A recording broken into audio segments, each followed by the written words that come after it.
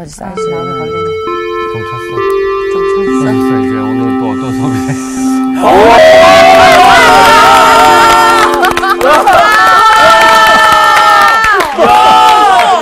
아니, 오늘 왜 그래?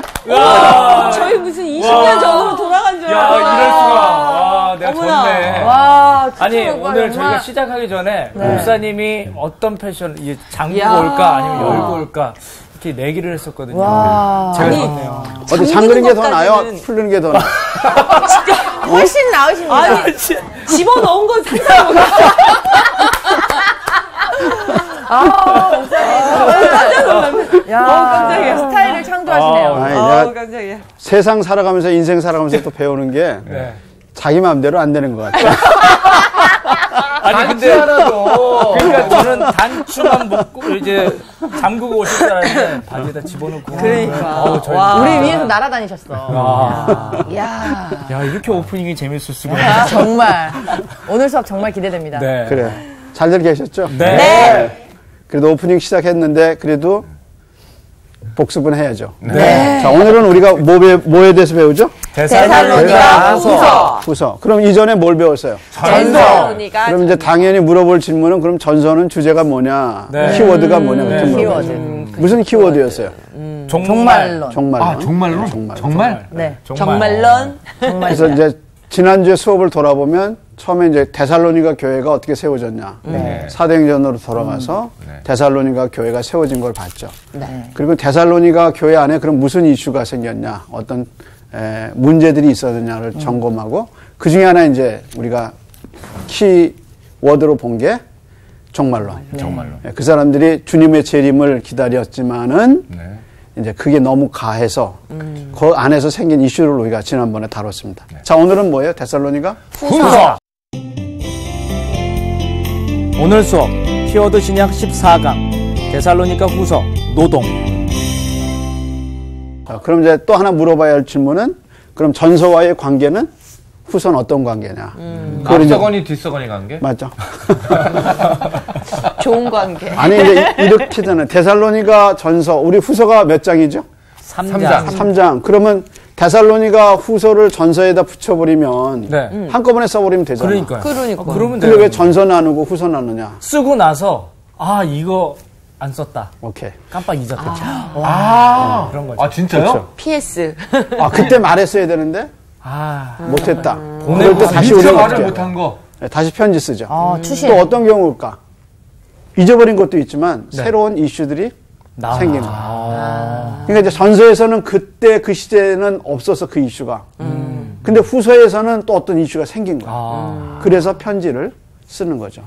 요즘은 편지 시대가 아니죠. 네. 그렇죠. 요즘은 어떻게 소통하죠? 요즘에는요, SNS로. 메시지? 메시지? 이메일이 옛날에 참 이메일이 시대였는데 지금 네. 앞으로 이메일이 점점 이메일도 안 써요. 이메일도 잘 안 써요. 사람들 이메일 안 쓰죠. 공문 외에는 받아본 적이 없는 것 네. 같아요, 이메일. 이메일 안 광고 쓰죠. 메일 빼고는. 맞아. 그리고 우리 작가님이 뭐 방송 내용 보내주시는 메일 뭐 이 정도.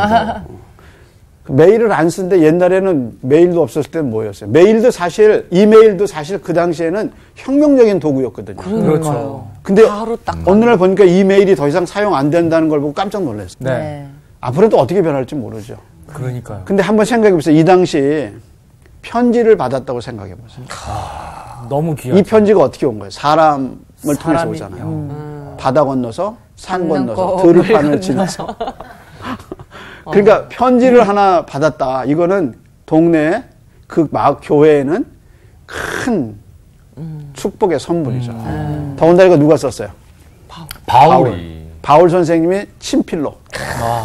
친필. 그래가지고 그거를 사람이 바다 건너서 배 타고 이야. 또 걸어서 올림픽 또, 성화봉송하는 느낌. 맞아 그런 느낌이에요. 그러니까 그렇게 해서 손에 들어왔어. 네. 혼자 보겠어요? 아니죠. 그래서 이걸 어떻게 했어요? 돌리면 무슨 서신이라고 그랬어요? 회람 서신. 그래서 에베소서는 뭐예요? 회람 서신이야. 돌아. 그래서 고린도 전서도 사실 고린도 전서가 고린도 교회만 보낸 게 아니라 주 예수 그리스도를 근처에 믿는 사람들이 같이 돌죠. 그러니까 편지가 오면 이게 다 안에 영적인 내용들이 담겨 있잖아요. 네. 그러니까 그걸 가지고 서로 돌려보고 자기들의 삶의 방향과 신앙의 방향을 자리 잡게 되죠. 그런 게 이제 그러니까 이 편지를 받았을 때 사람들의 감격 생각해 보세요. 후서를 받았을 때 그 감격을 좀 안고 한번 생각해 보세요. 우리가 이제 처음에 연애 편지 받았을 때 생각나세요? 네. 연애 편지를 받아보긴 했어요? 그러게 연애 편지를 언제 받아봤죠? 군대에서 이렇게 아니 길건 자매는 받을 가능성이 있지. 엄청 많이 받았을 것 그런가요? 같은데. 우리는 전화를 많이 받으면 받았는데. 문제가 생기는 거야. 그렇잖아. 근데 아직 이제 싱글들은 연애 편지를 받을 가능성이 있죠. 근데 처음에 연애 편지 받았을 때 고등학교 때나 네. 혹은 중학교 때 이런 때 빠른 분들은 뭐 그럴 수도 있고. 저는 설레이죠, 연애 설레이죠. 편지는 모르는데 팬레터를 그렇게 많이 받았어요. 팬레터요? 네. 여러분도 잘 모르시겠지만 한 진짜 200. 옛날 사람이다. 팬레터는 요즘 옛날 팬들도 사람인데. DM 보내더라고요. DM. 아, 네. 다이렉트 메시지. 아니 제가 아는 부부는 팬레터 그러니까 팬레터가 아니고 그 편지를 그대로 다 보관하고 있어요. 자기네 이 학교 다닐 때 전 그 팬레터를- 사귀었을 때 그 편지를 그대로 다 다른 사람이랑 막 연애했던. 아니 부부가 부부가 나눴던 그러니까 군대 갔을 때 보낸 편지, 와. 대학 때 사귀었을 때 왜 편지 쓰잖아요. 네, 네. 그렇죠. 그때 편지 쓰고 그 편지 쓸 때 그 지우고 쓰고 쓰고 그 느낌 맛이 있잖아. 있죠. 네. 그래서 예쁜 봉지에다가 또 편지지에다 써서 보낸 그 받을 편지를 때도 다 기쁨이 갖고 있어요. 있는데. 그게 이제 사랑인데 요즘 사랑은 너무 그런 어떤 추억을 남길 만한 사랑이 없는 것 같아요. 약간 정성이 좀 덜 들어간 것 같은 느낌이죠. 어쨌든 지금 우리 포인트는 뭐예요? 편지. 이제 편지에. 설렘. 그래서 그러면 데살로니가 전서 후서에서 편지죠, 이게. 네. 그 편지라는 게 갖고 있는 뉘앙스를 좀 잘 기억하고 이게 어떻게 건너왔나 나한테. 그걸 한번 생각해 보면 이 편지를 받았을 때 교회의 감격을 느낄 수 있을 것 같아요. 자, 그래서 전서와 후서의 관계에서 차이는 왜 그러면 전서 때 안 냈느냐? 그것은 빠졌을 경우. 그 다음에 이제 새로운 이슈가 생길 경우. 그런데 이제 새로운 이슈가 생겼어. 그래서 3장을 이렇게 셋으로 나눠요. 1장이 뭐예요? 그리스도의 그리스도의 재림. 재림. 2장이 적그리스도의 반역. 반역. 3장이 뭐예요? 반역이네. 반역이 아니라. 반역. 그 다음에 이제 반역. 3장이 그리스도인들의 책임. 이건 제가 나눈 게 아니고 잔 스타트가 잔 스타트라는 영국의 학자가 이걸 이렇게 심플하게 셋으로 나눴는데 그걸 제가 이제 가져온 겁니다. 자, 그리스도의 재림에 그런데 이제 전서에서 없었던 문제가 후서에서 생겼다 그랬죠. 네. 그러면 무슨 문제가 생겼느냐? 어떤 사람이 말하기를 이미 재림이 왔다. 왔다. 그러니까 1장으로 가봐야겠죠. 꼭 네. 그런 사람이 있어요. 2장으로 먼저. 이장이? 먼저 1장으로 한번 가보죠. 1장. 예. 자, 먼저 2장을 한번 그럼 먼저 보죠. 2장 1절 한번 읽어볼래요? 2장. 1절. 1절. 2장 1절입니다. 멸망하는 자들 형제들아 우리가 너희에게 구하는 것은 우리 주 예수 그리스도의 강림하심과 우리가 그 앞에 모임에 관하여 예, 계속해서 2절. 영으로나 또 말로나 또는 우리에게서 받았다 하는 편지로나 자, 거기까지만 한번 보면 세 가지로 얘기하죠. 네. 이 사람들이 재림이 왔다고 주장하는 이유가 첫째는 자기가 기도하다가 영으로 받았다. 영감을 받았다. 또 뭐라 했어요? 말로. 누군가 말로 전해줬다. 전해줬다. 또 하나는 뭐예요? 편지. 누구에게서? 우리에게서 받았다. 편지를 받았다. 그리고 이제 그 다음 말이 뭐라 그랬어요? 주의 날이 주의 날이 이르렀다. 이르렀다. 이렇게 이미 왔다 이렇게 얘기하는 거예요. 네. 자, 그것이 이제 이슈가 된 거예요. 근데 그럼 이 사람들이 이런 편지를 받기 전에 왜 이렇게 기다리고 왜 이런 편지를 받았는데 쉽게 넘어가느냐 하는 이유는 1장에 나와요. 자, 그럼 1장으로 돌아가 봅시다. 먼저 4절 한번 보세요. 1장 4절 예. 그러므로 너희가 견디고 있는 모든 박해와 환난 중에서 자, 이거 보세요. 박해와 지금 어떻게 견디고 있어. 네. 왜? 복음성자 중에 그런 거 있잖아요. 나는 아무것도 아닙니다. 예? 예수의 은혜가 사랑이 없으면 그 복음성가 아세요? 자, 그런데 어쨌든. 근데 거기에 견디고 이기고 네. 견디고 그런 거 있어요. 자, 어쨌든 그럼 한번 봅시다. 복음성. 자, 그 다음에 뭐라 그랬냐면 너희가 어떻게 했어요? 견디고 견디고 있는 있어. 그 다음에 모든 뭐예요? 박해와 박해와 환난. 환난 중에. 그렇죠. 근데 이럴 때 누군가 이제 그걸 붙잡고 네. 2장 2절로 가보세요. 2장 누군가 2절. 말하기를 뭐라 그러는 거야? 주의 날이 왔다. 주의 날이 왔다. 그럼 얼마나 기쁨이 되겠어요. 이제는 확 와닿네요. 이제는 이제 됐다. 끝났구나. 오셨구나. 이제 고생 끝 오셨구나. 행복 시작. 예, 그거 맞아. 행복 시작, 고생 끝 이렇게 되는 거야. 그러니까 너무 너무 좋은 거죠. 근데 이게 사실이 아니라는 점. 이게 가짜 복음이야. 기다렸는데. 이게 가짜 복음. 그러니까 고린도 교인들이 데살로니가 교인들이 그렇게 환난과 어려움 가운데서 잘 이겨가다가 이렇게 이제 이단적인 요소를 가진 사람들이 말하니까 훅 넘어가는. 자, 그 다음에 한번 또 보세요. 5절. 이는 하나님의 공의로운 심판의 표요 너희로 하여금 하나님의 나라에 합당한 자로 여김을 받게 하려 함이니. 그럼 왜 이렇게 우리에게 환난이 많아요? 이렇게 핍박이 많아요? 그 답은 5절에 뭐라 그랬어요? 하나님의 나라에 합당한 자로 여김을 받게 하려. 그러니까 이게 세상에 속해 있으면 이런 고난이 없는 거야. 근데 이제 주님의 나라에 속하고 주의 백성이 됐으니까 이런 환난이 오는 거죠. 그래서 예수님이 요한복음에서 그러시잖아요. 너희가 나한테 속했기 때문에 세상이 너희를 미워할 거다. 얘기하시잖아요. 자, 그래서 이제 이렇게 어려움을 이기고 있어. 근데 이제 7절 한번 보세요. 환난을 받은 너희에게는 우리와 함께 안식으로 갚으시는 것이 하나님의 공의시니. 그 다음 말이 참 중요하죠. 주 예수께서 자기의 능력의 천사들과 함께 하늘로부터 불꽃 가운데에 나타나실 때에. 자, 그러면 4절에서는 뭐예요? 환난을 겪죠. 네. 이 사람들이 환난을 겪고 있어요. 근데 7절에서는 예수님이 어떻게 하셔요? 재림하시죠. 재림이요. 근데 이렇게 환난과 고난을 겪고 있는데 소식이 들린 거야. 뭐가 들렸어요? 어떤 사람이 영으로 혹은 어떤 사람의 말로. 이제 예언을 받았겠지. 네. 예, 말로 혹은 우리에게서 받은 편지로. 누가 왔다고? 예수님. 예수님이 재림했다. 이렇게 얘기한 거야. 그러니까 이렇게 환난 당하고 있을 때 재림을 기다리는 데살로니가 교인들이 이 말을 들으면 확 넘어가는 거죠. 혹하는 거죠. 혹. 네. 그래서 이제 이렇게 이슈가 되니까 사도 바울이 뭘 쓴 거예요? 편지를. 이해하겠어요? 네. 추가 서신을 쓰게 되는 거고. 맞아요. 새로운 사건이 생긴 거야. 그래서 이런 상황 속에서 1장과 2장을 보고 그 다음에 뭘 쓴 거예요? 편지. 후서. 그러니까 당연히 뭐래? 아직 재림은 이루어지지 않았다. 않았다는 걸 설명해야겠지. 네. 그지? 재림 안 왔어. 이렇게. 안재림이야. 안재림. 노재림. 영어로 말하니까 이제 라스트 네임이 뒤로 가야 돼. 그래서 재림 안.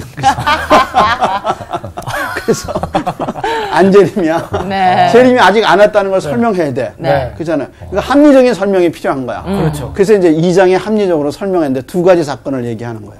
첫째, 무슨 일이 일어나야 돼? 배교하는 일이 일어나야 돼. 배교하는 일이 뭐예요? 예. 배교라는 건 이게 하나님의 그 복음을 크게 반역하는 일이 일어나야 돼. 그 다음에 또 하나 뭐가 일어나야 돼? 적그리스도가 어디에 앉아? 성전에 앉아.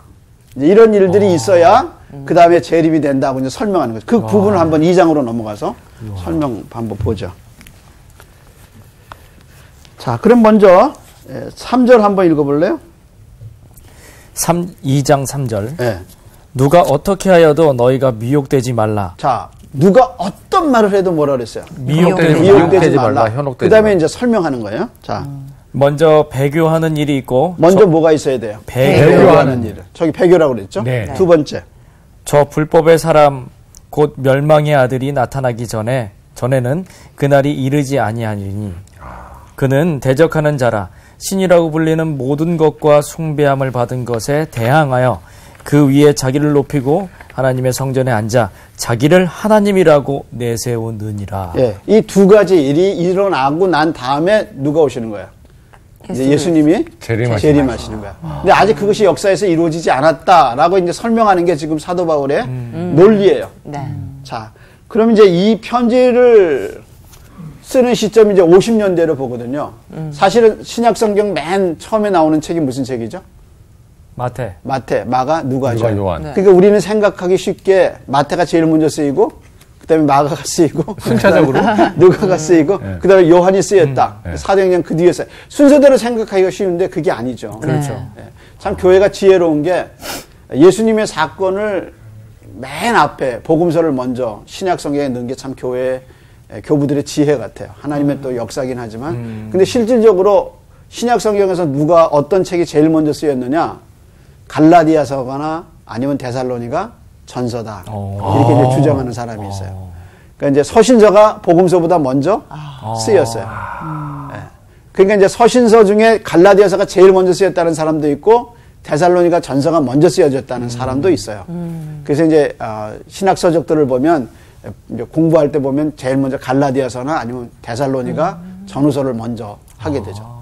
자, 그런데 이제 그때 무슨 일이 있었냐면 41년경에 로마의 황제가 성전에다가 자기 신상을 두려는 시도가 있었어요.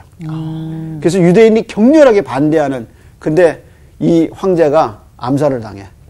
그래서 그것이 더 진행되지 않아요. 이제 그 황제가 이제 갈리굴라라는 황제인데 어쨌든 그 사람이 이거를 어디다가 성전에다가 자기 신상을 두려고 했어요. 근데 아마 이 사건을 좀 염두에 두지 않았나 하는 추측을 하게 만들죠.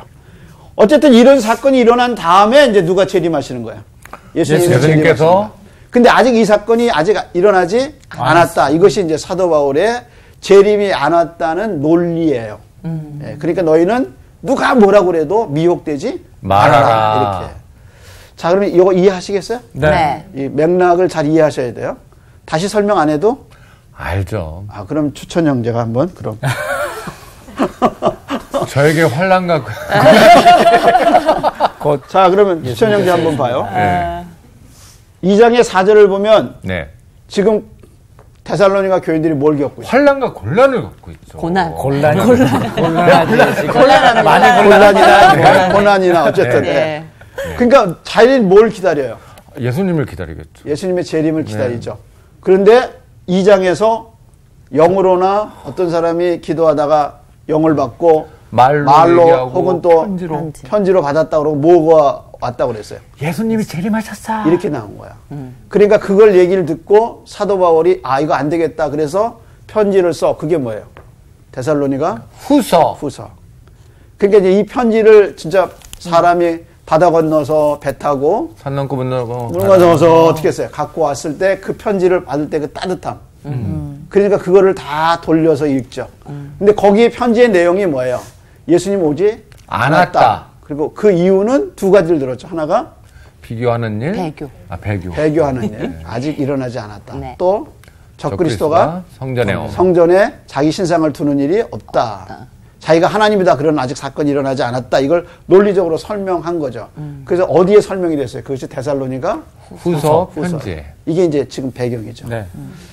자, 그러다 보니까 이제 재림이 이렇게 되다 보니까 재림을 기다리다 보니까 이제 안에서 무슨 문제가 생겼냐면 나는 재림만 기다리면 돼. 그리고 직장도 그만둬, 하던 일도 그만둬. 어머나. 이게 뭐만 기다리면 돼? 재림만. 예수님만. 근데 예수님이 지금 뭐라 했어요? 안 오셨어요. 안 재림이 아직. 네. 근데 이 사람은 재림이 올 걸 생각하고 다 자기 그만 뒀어. 그러니까 이제 그리스도인들이 무슨 책임이 없는. 그리스도인들이 사회적 책임이나 가정에 대한 책임이 다 무책임하게 되는 거예요. 그래서 3장에서 이 문제를 다루는 거예요. 자, 그럼 3장으로 넘어가 보죠. 자, 3장. 먼저 6절 한번 보세요. 타이틀이 중요하죠. 네. 네. 게으름을 경계하다. 네, 읽어보세요. 한번. 네, 게으름을 경계하다. 형제들아 우리 주 예수 그리스도의 이름으로 너희를 명하노니 게으르게 행하고 우리에게서 받은 전통대로 행하지 아니하는 모든 형제에게서 떠나라. 자, 그러면 사도 바울이 그냥 게으름을 경계한 게 아니라 그 앞에 엄중하게 경고를 하죠. 뭐라고 경고하죠? 우리 주 예수 그리스도의 이름으로 너희를 어떻게 해요? 명하노니. 예. 그러니까 이거는 허투게 들을 게 아니야. 예. 이게 엄중한 경고. 사도 바울이 명한다 그래도 굉장히 예, 중한 거죠. 근데 사도 바울이 누구의 이름으로 명해요? 우리 주 예수. 우리 주 예수. 너희가 그렇게 기다리는 재림을 기다리는 너희가 그렇게 기다리는 예수님의 이름으로 내가 명하노니 하고 얘기하니까 이게 얼마나 중요한 문제냐 하고 나오는 거죠. 계속해서 어떻게 우리를 본받아야 할지를 너희가 스스로 아나니 우리가 너희 가운데서 무질서하게 행하지 아니하며. 자, 그러면 아, 사도 바울이 무슨 모범을 보였나? 왜냐면 우리를 뭐라 그랬어요? 본받으라 그랬잖아. 네. 그러니까 데살로니가 교인들이 사도 바울과 같이 있었을 때 충분히 사도 바울이 어떻게 살았는가? 보여줘. 충분히 눈으로 본 거야. 그 다음에 계속해서. 누구에게서든지 음식을 값없이 먹지 않고 오직 수고하고 애써 주야로 일함은 자, 거기까지야. 그러니까 사도 바울이 데살로니가 있었을 때 이렇게 했단 말이야. 음식을 어떻게 했어요? 공짜로 먹지 말라. 공짜로 먹지 않았어요. 그 다음에 또 어떻게 했어요? 수고하고 수고하고 애써 주야로 일하서. 그 다음 말. 너희 아무에게도 폐를 끼치지 아니하려 함이리. 자, 아시겠어요? 그러니까 자기가 자기 손으로 수고해서. 일하면서 복음을 전했다. 땀 흘려 일하며. 네. 그러니까 자기가 이렇게 게으르지 않고 열심으로 복음을 전했다. 이렇게 얘기하는 거예요. 이해하시겠어요? 네. 네. 그럼 이제 요 귀절을 들어서 목사님도 이렇게 하시지 않아야 합니까? 라고 얘기하면 내가 여러분 좋아할까 싫어할까? 좋아해야죠. 이제 여러분이 여기서 이제 키포인트가 뭐냐면 네. 시대가 다른 거예요. 이때는 사도 바울이 복음을 전하는 선교자의 입장에서 쓴 거란 말이야. 근데 사도 바울도 나중에 빌립보에서 가져온 그 선교 헌금 때문에 하나님의 말씀에 붙잡혀서 하나님께 헌신하고 하나님 말씀에 붙잡혔다는 말이 나와요.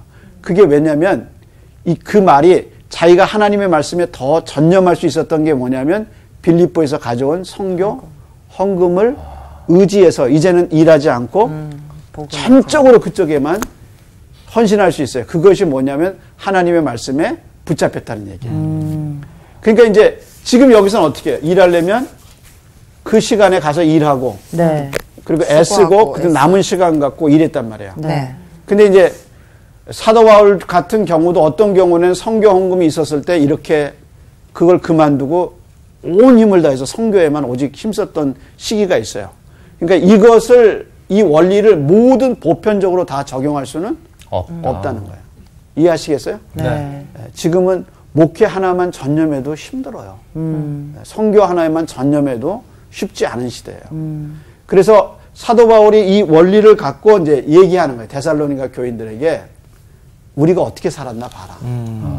근데 너희가 재림 때문에 일을 그만두고 게으르고 있으면 안 된다고 얘기한 거죠. 자, 그러면 이제 우리 그 다음에 한번 읽어보세요. 우리에게 권리가 없는 것이 아니요 오직 스스로 너희에게 본을 보여 우리를 본받게 하려 함이니라. 너희를 어떻게 본받게 하려고. 자, 근데 10절에 중요한 말이 나오죠. 자, 계속해서 다음 번 한번 읽어보실래요? 우리가 너희와 함께 있을 때에도 너희에게 명하기를 누구든지 일하기 싫어하거든 먹지도 말게 하라 하였더니. 많이 들었던 말이죠. 네. 예, 일하기 싫거든 먹지도 먹지도 말게. 일하지 않으면 먹지도 마라. 일하지 않으면 어떻게 해? 먹지 말게 하라. 그럼 이제 일이라는 말이 무슨 말이죠? 전도? 일은 물론 그렇지. 전도도 일이죠. 여기서 이제 그리스도인의 책임은 노동. 그렇죠? 네. 일한다는 거죠. 일하기 싫거든 먹지도 말게 하라. 그러니까 일의 중요성을 얘기하죠. 그럼 이제 우리는 자연히 일에 대해서 보려면 어디로 돌아가야 돼요? 창세기로 가봐요. 맞아요. 맞아요. 네. 창세기에서 하나님이 일을 어떻게 했나 한번 보세요. 먼저 창세기 2장 6절 한번 보세요. 빨리 돌아가서 확인해야 될 것 같아요. 창세기 2장. 그러면 일하는 것이 어떤 의미가 있느냐? 창세기 2장 5절 한번 읽어볼래요? 자, 2장 5절 다 한번 천천히 찾아보시고. 네. 거기서 이제 일이라는 말이 나오죠. 자, 5절 한번 읽어볼래요? 여호와 하나님이 땅에 비를 내리지 아니하셨고 땅을 갈 사람도 없었으므로 들에는 초목이 아직 없었고 밭에는 채소가 나지 아니하였으며. 자, 그러면 거기서 일이라는 말을 알 수 있는 게 어떤 말이죠? 땅을 간다. 갈 사람이 땅을 뭐라 없었다. 그랬어요? 갈 사람. 갈다. 땅을 갈 사람이 없었다. 이렇게 해죠. 그럼 앞으로 어떻게 해야 돼요? 땅을 갈아야 돼. 누가 갈아야 돼? 사람이. 근데 그 사람이 누구야? 아담. 그렇죠. 아담하고 하와. 하와죠. 네. 그러니까 아직은 갈 사람이 없다. 그런 말은 뭐냐? 앞으로는 생길 거다라는 개념이죠. 이해하시겠어요? 네. 그러니까 이때도 뭐가 있었어요? 일. 노동, 일이 있었어요. 네. 이제 이건 죄 짓기 전이에요. 네. 그렇죠? 그래서 이때는 일이 너무 즐거운 거야. 그렇잖아요.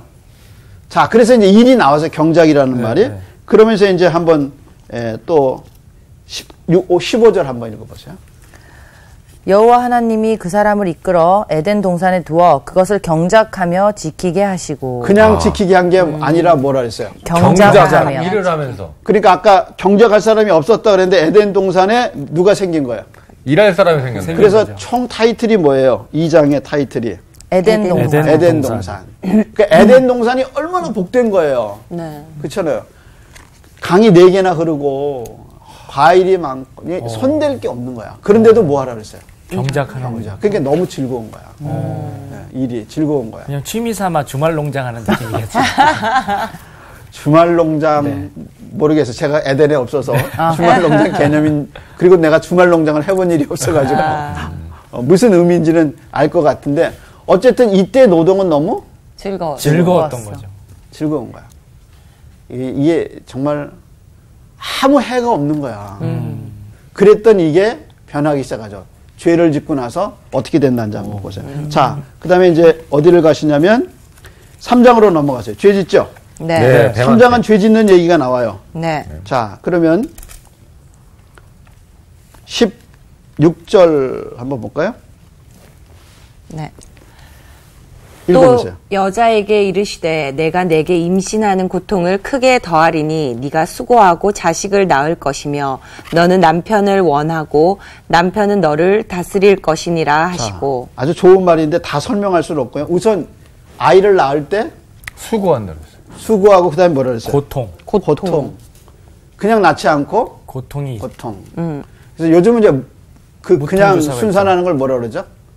그냥 고통 겪지 않고 무통주사 맞아요. 무통주사 맞죠? 네. 네. 좋은 건지는 잘 모르겠는데 어쨌든 무통주사 맞는데 저건 첫 아이 낳을 때 무통주사 맞았어요?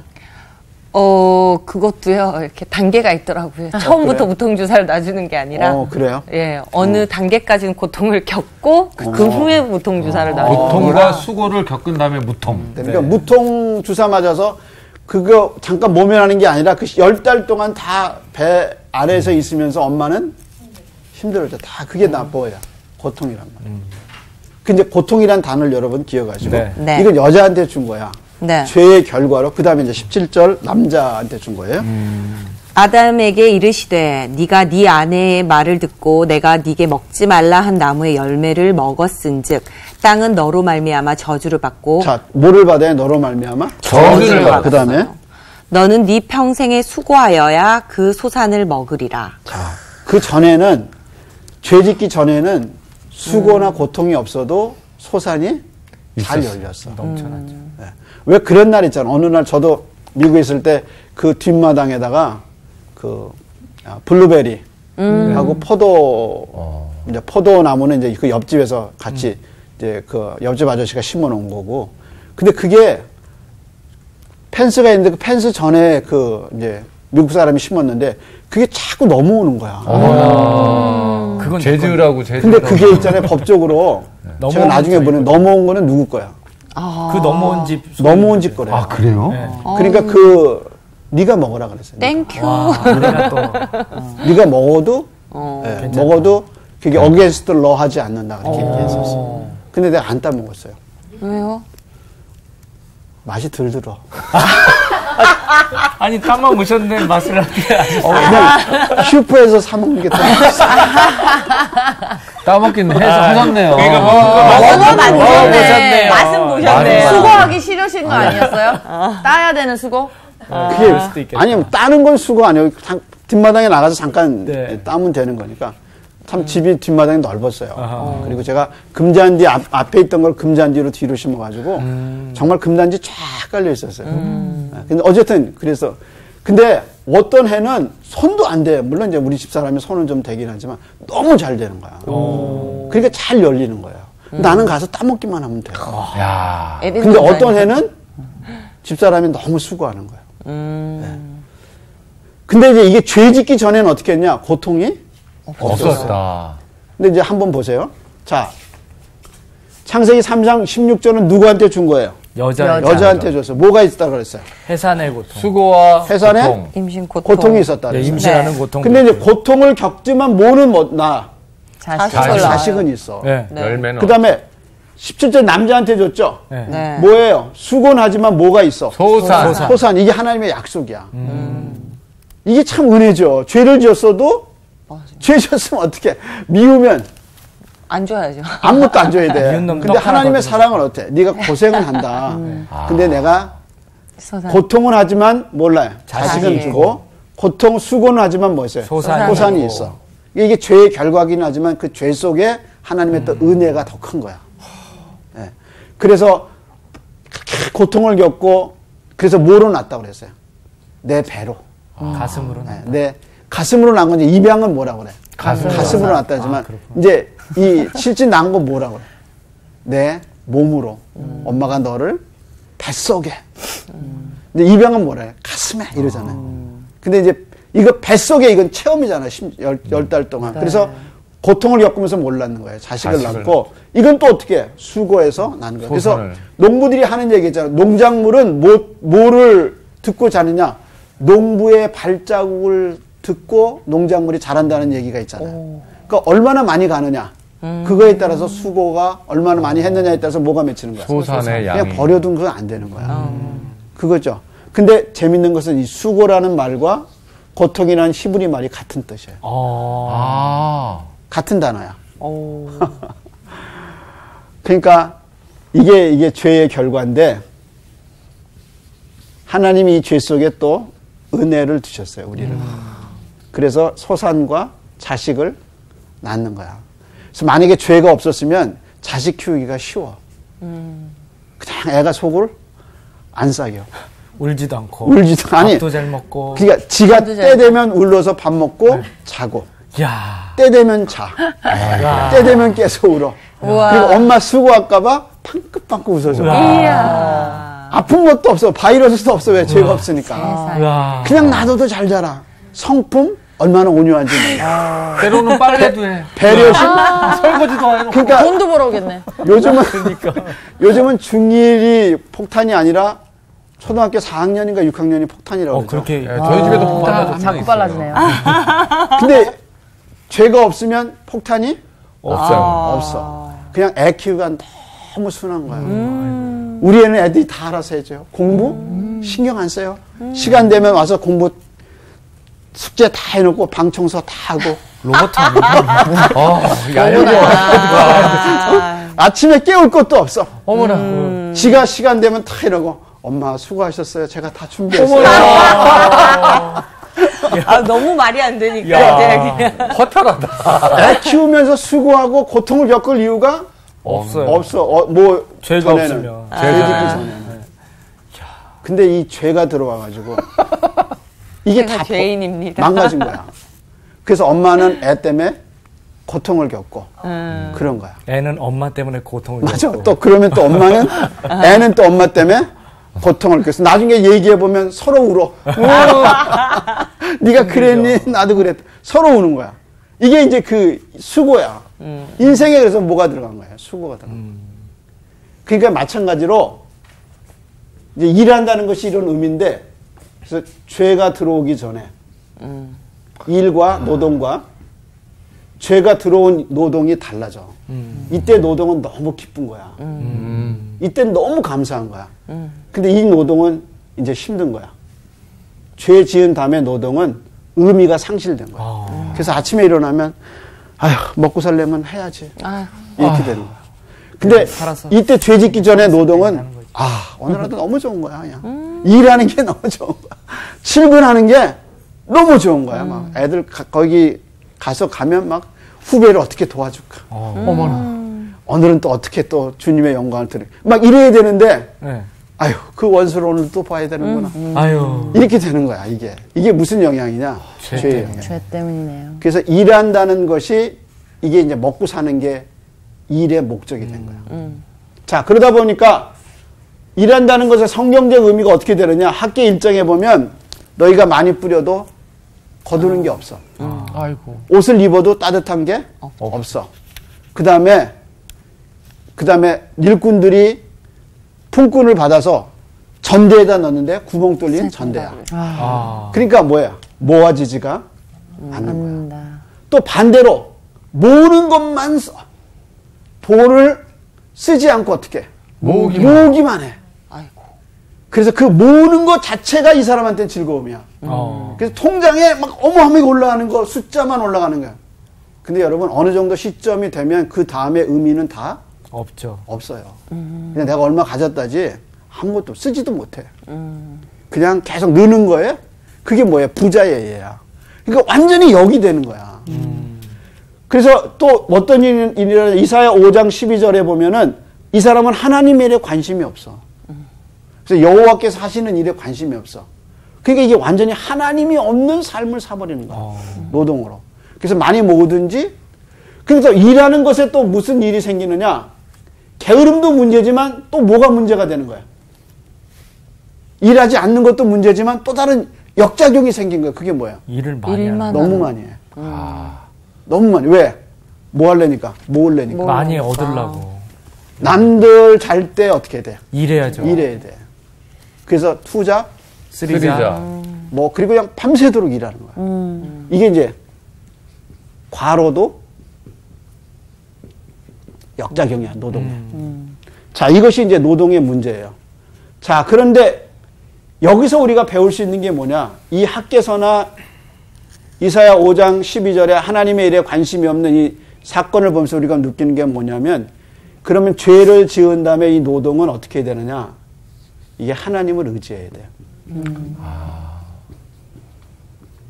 그래서 30배, 60배, 100배. 그러니까 하나님이 이렇게 노동하는 가운데 하나님이 이삭이 농사 졌을 때 100배나 주시고, 내가 길을 갈 때는 지팡이 2밖에 없었는데 2개밖에 없었는데 이렇게 때를 이뤘습니다 하고 야곱이 고백해. 그러니까 이 노동에서 하나님의 뜻대로 노동을 해야 돼. 그래서 이제 뭘 주셨냐? 율법과 말씀을 주시죠. 그래서 안식일을 주시고 주일을 주시고, 이게 이제 하나님의 뜻대로 일을 해야, 노동을 해야 되는데 다 누구 생각, 자기 생각대로 하다 보니까 뭐가 생기는 거예요? 과로를 하는 이유는 하나님의 공급을 안 믿어. 그러니까 내가 많이 모아놔야 돼. 불안하니까. 네. 그러니까 결국에 노동에서 누굴 잊어버리는 거야? 하나님을 잊어버려. 그러니까 하나님의 공급을 못 믿는 거야. 근데 이제 신앙인들이 하나님의 약속을 믿어. 너희는 먼저 그의 나라와 그의 의를 구하라. 그리하면 이 모든 것을 너에게 도하시라. 예수님 말씀하셨잖아요. 그러니까 우리의 노동에 하나님의 공급을 믿어야 돼. 네. 근데 이 재림에 빠지면서 이제 이 사람들이 뭘 잊어버린 거예요? 하나님을 잊어버린 거예요. 그러다 보니까 어떻게 해요? 게으름에 빠지고 역작용은 과로하게 되는 거예요. 이게 이제 그래요. 그래서 재림을 맞는 우리의 자세가 어떻게 해야 되느냐? 제가 이런 예를 하나 들어볼게요. 저희 아버님이 일을 하셨는데 이제 출장을 많이 가셨어요. 그래서 아버지가 갔다 와서 너무너무 기뻐하시는 때가 있어요. 그게 언제냐면 현관문 문 열고 딱 들어가서 신발이 신발장에 잘 정리되어 있을 때. 그리고 문 열고 들어갔는데 집안은 깨끗하게 청소되고 아들들은 다 방마다 공부를 열심히 하고 있어. 로망이죠. 절대 없는 일. 근데 절대 일어나지 않는 일. 그때가 그런 때가 있어. 왜? 아버지가 언제 오신다. 엄마가 미리 얘기해줘. 편지를 그러면 거죠. 아버지 오시기 전에 다 세팅해놓죠. 다 세팅을 해놔. 자, 3초 전. 근데 그 전까지는 어때? 막 난리야. 그러니까 이제 그런 거야. 재림을 맞는 우리의 자세가 어떠냐? 매일매일의 삶에 주님을 의지하고 사는 거야. 그러니까 그분이 언제든지 오셔도 할 수 있게. 그래서 우리의 삶 속에 매일매일의 삶을 주님 재림하시는 듯 그 앞에 준비하고 사는 거. 그래서 매일의 일들을 노동을 통해서도, 가정을 통해서도, 또 우리의 신앙생활을 통해서도 준비된 재림의 사람으로 살아가는 게 사실 이게 우리한테 중요한 거죠. 자, 이제 이 내용을 이해하시겠죠? 네. 그러니까 여러분 열심히 일하셔야 되고 저도 열심히 목양해야죠. 그러나 하나님의 공급과 하나님의 말씀에 의해서 그분 앞에 오실 때까지 예.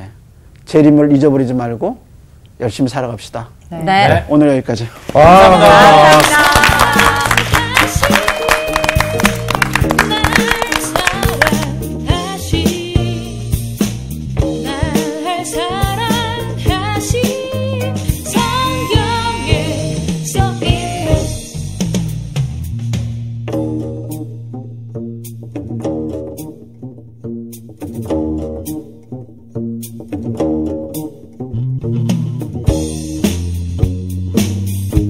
About the love of Jesus. 이번 주 퀴즈입니다.